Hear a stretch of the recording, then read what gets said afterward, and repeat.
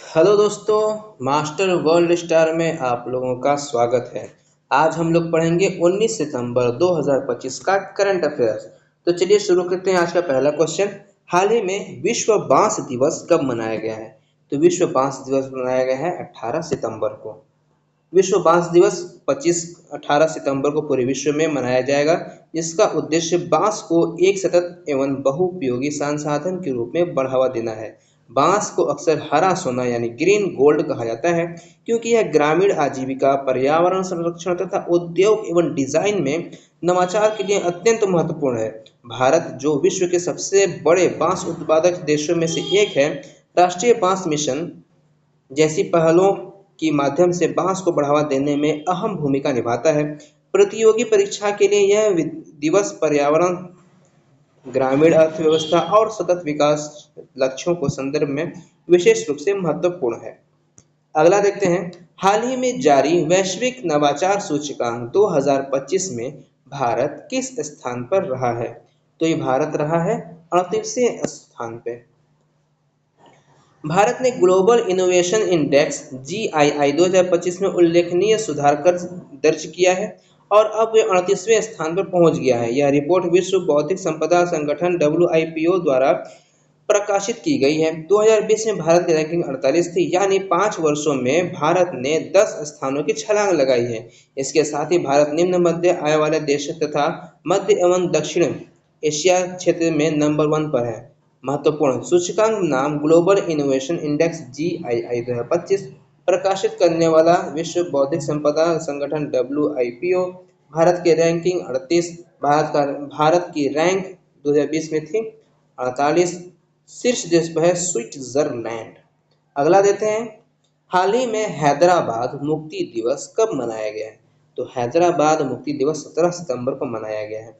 17 सितंबर को भारतीय सेना ने हैदराबाद को अत्याचारों से मुक्त कराया और इसे भारत में एकीकृत किया। इस दिन को अब हैदराबाद मुक्ति दिवस के रूप में मनाया जाता है। 17 सितंबर 1948 को हैदराबाद राज्य को निजाम के शासन से स्वतंत्रता मिली। हैदराबाद की मुक्ति भारत के प्रथम गृह मंत्री श्री सरदार वल्लभ भाई पटेल द्वारा ऑपरेशन पोलो के तहत की गई कार्य के कारण संभव हुई थी। निजाम के अधीन हैदराबाद राज्य को वर्तमान तेलंगाना का पूरा क्षेत्र शामिल था। इसमें महाराष्ट्र का मराठवाड़ क्षेत्र भी शामिल था, जिसमें औरंगाबाद, भीड़, हिरोंगली, जालना, लातूर, नांदेड़, नांदेड़, उस्मानाबाद, परभणी और वर्तमान कर्नाटक के कलबुर्गी, बेल्लारी, रायचूर, यादगीर, कोप्पल, विजयनगर और बीदर जिले शामिल थे। अगला है, निम्नलिखित में से किस राज्य में छत्रपति संभाजी महाराज की 180 फुट ऊंची मूर्ति का निर्माण किया गया है? तो भाई इनका तो महाराष्ट्र में ही बनेगा। ठीक है। अगला है, हाल ही में बिहार की पहली महिला फीडे मास्टर कौन बनी है? तो बिहार की पहली महिला फीडे मास्टर बनी है मरिया फातिमा। तो मरियम फातिमा बिहार राज्य महिला फीडे रैंकिंग शतरंज चैंपियनशिप में चैंपियन होने का गौरव प्राप्त किया है। 12वीं नेशनल वुमेन एमेच्योर इलो रेटिंग चेस प्रतियोगिता में भी मरियम ने भाग लेते हुए खिताब अपने नाम किया। बिहार राज्य महिला शतरंज चैंपियनशिप में भी चैंपियन बनी। अगला है, हाल ही में किस बैंक ने यस बैंक में 13.18% हिस्सेदारी बेची है? तो यह है स्टेट बैंक ऑफ इंडिया ने।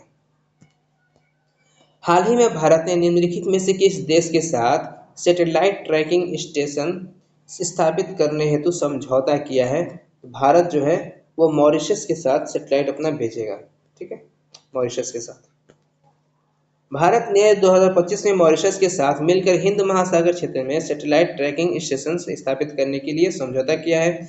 यह कदम भारत की समुद्री सुरक्षा, अंतरिक्ष प्रौद्योगिकी और क्षेत्रीय सहयोग को मजबूत करेगा। मॉरिशस हिंद महासागर में भारत का पारंपरिक मित्र देश है और रणनीतिक दृष्टि से अत्यंत महत्वपूर्ण है। इस स्टेशन के माध्यम से भारतीय उपग्रहों की निगरानी, ट्रैकिंग और डेटा प्राप्ति अधिक प्रभावी होगी। यह समझौता भारत की नेगबोरहुड फर्स्ट पॉलिसी और सागर विजन के अनुरूप में है। अगला है, हाल ही में शारदा हाफमैन का निधन हुआ। वे कौन थी? तो शारदा हाफमैन जो है वो नृत्यांगना थी। ठीक है। अगला है, हाल ही में किस भारतीय अभिनेत्री को BIFF Asia face of the year award से सम्मानित किया गया है? तो ये हुमा कुरैशी को सम्मानित किया गया है। दक्षिण कोरिया के बुसान इंटरनेशनल फिल्म फेस्टिवल में हर वर्ष एशिया स्टार अवार्ड प्रदान किया जाता है। 2025 में भारतीय अभिनेत्री हुमा कुरैशी को फेस ऑफ एशिया अवार्ड से सम्मानित किया गया है। यह अवार्ड उन एशियाई कलाकारों को दिया जाता है जिन्होंने अपनी प्रतिभा और योगदान से अंतर्राष्ट्रीय स्तर पर सिनेमा में विशेष पहचान बनाई हो। हुमा कुरैशी कई अंतर्राष्ट्रीय परियोजनाओं में भी सक्रिय रही हैं और उनकी अभिनय क्षमता को वैश्विक स्तर पर सराहा जा रहा है। अगला है और आज का आखिरी, मतलब आज का आखिरी, कल का फिर हम अभी रिवाइज करेंगे। हाल ही में किस राज्य में अम्बु करंगल योजना का शुभारंभ हुआ है? तो अम्बु करंगल योजना का शुभारंभ तमिलनाडु में हुआ है। राज्य और स्थान, अम्बु करंगल योजना तमिलनाडु राज्य में शुरू की गई है, विशेष रूप से वेल्लोर, तिरुवनंतपुरम और रानीपेट जिले में। अब हम देखेंगे कल का, यानी 18 सितंबर 2025 का करंट अफेयर्स देखेंगे। तो चलिए देखते हैं इसका पहला क्वेश्चन। हाल ही में विश्व रोगी सुरक्षा दिवस 2025 कब मनाया गया? तो ये मनाया गया 17 सितंबर को। अगला है, हाल ही में सैमुअल उमटीटी ने फुटबॉल से संन्यास की घोषणा की है, वह किस देश से संबंधित है? तो ये संबंधित है फ्रांस से। हाल ही में निम्नलिखित में कौन देश वर्ष 2027 में SCO शिखर सम्मेलन की मेजबानी करेगा? तो SCO शिखर सम्मेलन की मेजबानी कौन करेगा? तो पाकिस्तान करेगा। अगला है, हाल ही में दिलीप ट्रॉफी के 62वें संस्करण का खिताब किस टीम ने जीता? तो दिलीप ट्रॉफी का 62वें संस्करण का खिताब सेंट्रल जोन ने जीता है। ठीक है। अगला है, हाल ही में किस राज्य में सीरा राखोई खोग हाथाई मिर्च महोत्सव का उद्घाटन हुआ है? तो ये हुआ है मणिपुर में। हाल ही में भारत और अमेरिका के बीच संयुक्त सैन्य अभ्यास युद्ध अभ्यास का 21वां संस्करण कहाँ हुआ है? तो ये हुआ है अलास्का में। अगला है, हाल ही में कौन ICC T20 इंटरनेशनल रैंकिंग में दुनिया के नंबर 1 गेंदबाज बने हैं? तो ये बने हैं वरुण चक्रवर्ती।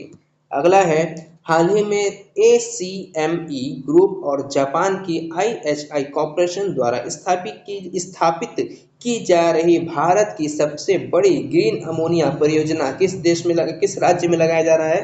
तो ये उड़ीसा में लगाया जा रहा है। अगला है, हाल ही में कौन सा देश विश्व में सबसे अधिक वृद्ध जनसंख्या वाला देश बन गया है? तो ये जापान बन गया है सबसे वृद्ध वाला देश।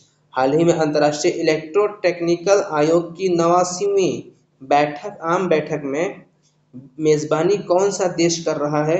तो इसकी मेजबानी कर रहा है अपना भारत। तो आज का हमारा यहीं तक है, कल मिलेंगे अगले क्लास में। तब तक के लिए आप हमारे चैनल को लाइक और सब्सक्राइब जरूर करें।